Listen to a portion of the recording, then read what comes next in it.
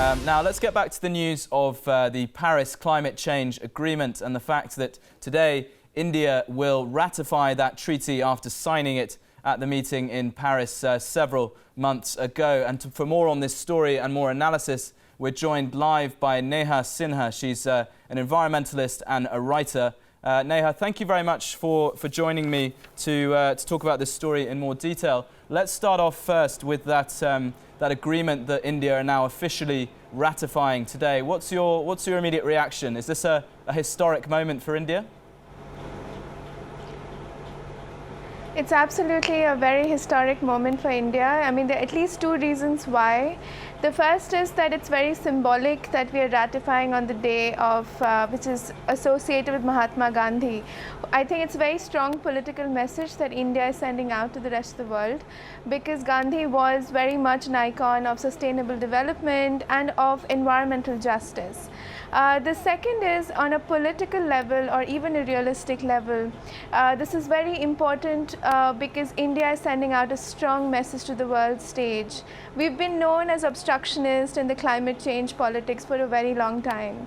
So the fact that we have actually ratified, and the fact that we are such a fast growing economy, but we are not afraid to kind of climb on the bandwagon along with developed nations, it's a very strong political message.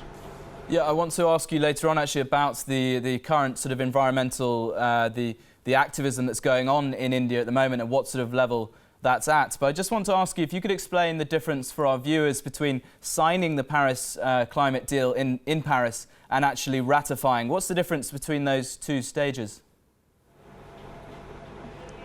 Yeah, I mean, if we remember, we had the Kyoto Protocol before this for climate change, and the United States very famously agreed to sign it but did not ratify it. So ratification means when you go back home to your own country and your political leaders, your parliament agrees to come on board. So it becomes a legally binding commitment for the country. So signing on is more of a symbolic gesture. Ratification is saying that we mean business.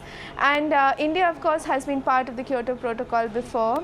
And the fact that India has taken it forward to ratify the Paris Accord after signing it earlier means that we mean business.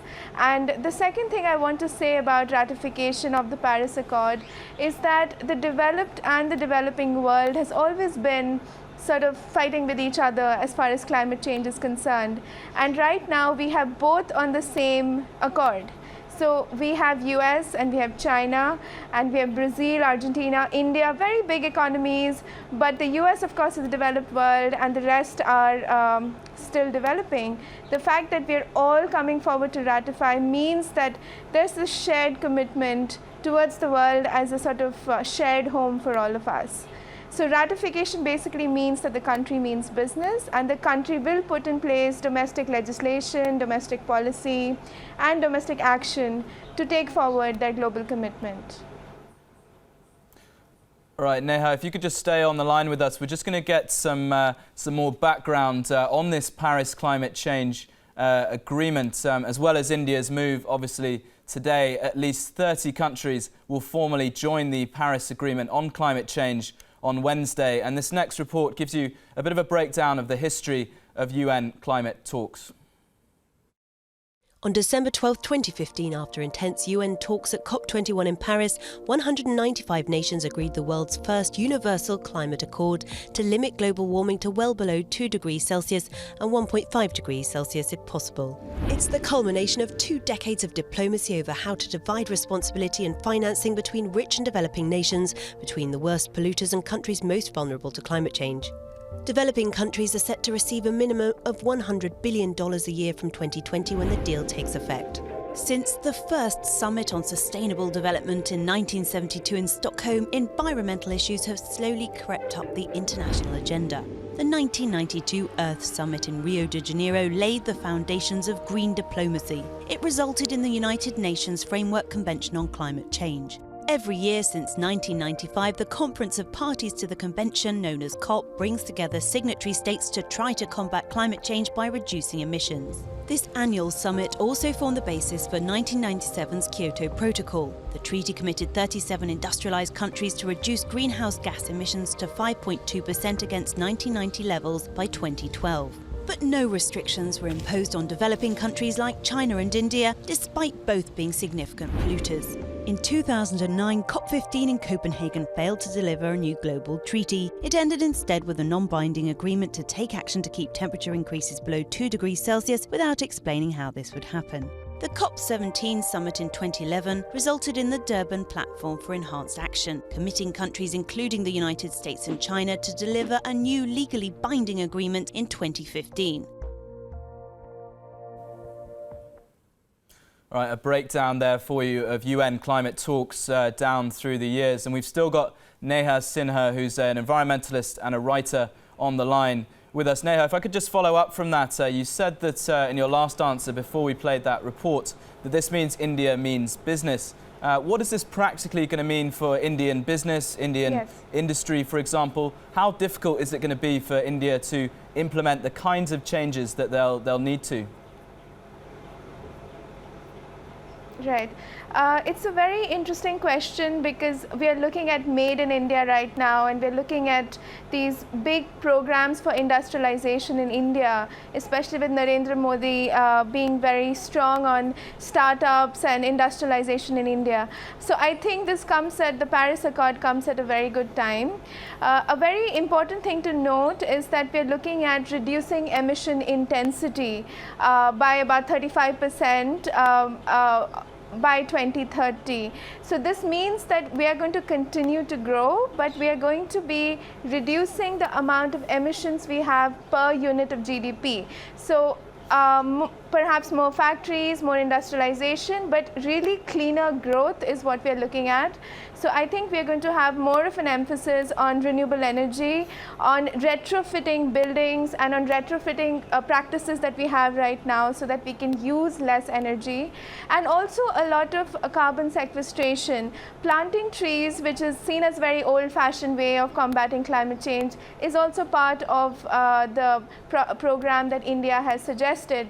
And finally, we are going to be looking at really ramping up solar power and wind power. The good thing is, the nice thing is, it's all being done on India's terms. These are all targets that India has set domestically, and the way India goes forward in its industrialization now will be set on terms that the parliament decides, that the people decides, which is a very good thing for the country, but while keeping in mind our legal commitment, which we are now making for the international scenario. So more industrialization, yes, but hopefully cleaner power, better energy use practices which really cut down on energy consumption, and a whole bunch of mitigation and carbon sequestration strategies. All right, well, if I may, let's just broaden this out beyond India and beyond South Asia. The Paris Climate Change Pact will come into effect when 55 countries sign it and when a threshold of 55% of the global carbon emissions is signed up. So when that threshold is passed, and it looks like it probably will be in the coming days, the pact will come through in 30 days after that. Do you think there's a realistic chance that we could see this pact completely ratified by the end of the year, for example? I think it's the first time that it's realistic, as far as climate politics is concerned. I think the whole world has really been shaken by a whole bunch of natural and extreme events. I mean, we've had a very hot summer, and we've had tornadoes and hurricanes everywhere. And I think for the first time the world is serious, and they've put aside their bickering between developed and developing nations. I'm 100% confident the accord will come through this year itself. We've already reached about almost 47% of global emissions. Countries that are accounting for 47% of global emissions have already ratified. So we need to touch 55% of global emissions, and I'm very sure we're going to do that by the end of the year. And it's really good because we don't have any time. So I'm very positive that it'll work out. All right, just before we go, Neha, I just want to ask you, you've been very positive about the Paris Pact, but some of its critics say that the terms of that deal are not enough to keep the global temperature rise below that 2-degree threshold that they've said is so crucial. What's your analysis of that? Do you think the deal is strong enough? You know, I think the Kyoto Protocol really tried to be very strict with the developed world, with the Annex One world as it's so called.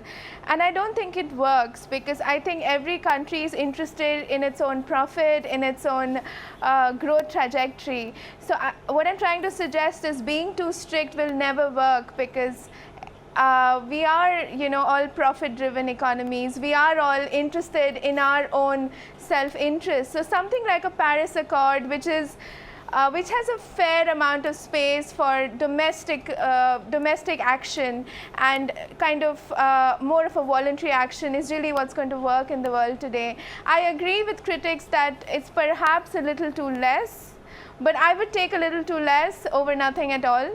And I think the Kyoto Protocol failed because a few countries like the EU thought that they were following it, and the rest of the developed world was not.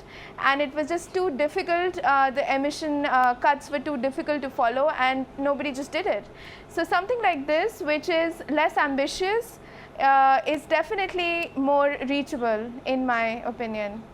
All right, we're going to leave it there. But thank you very much, Neha Sinha, who's an environmentalist and a columnist. Thank you very much for your analysis of this historic day, really, for India as they ratify the Paris Climate Change Agreement. We're going to take a short break now, but when we come back, more international news and news from South Asia. Stay with us.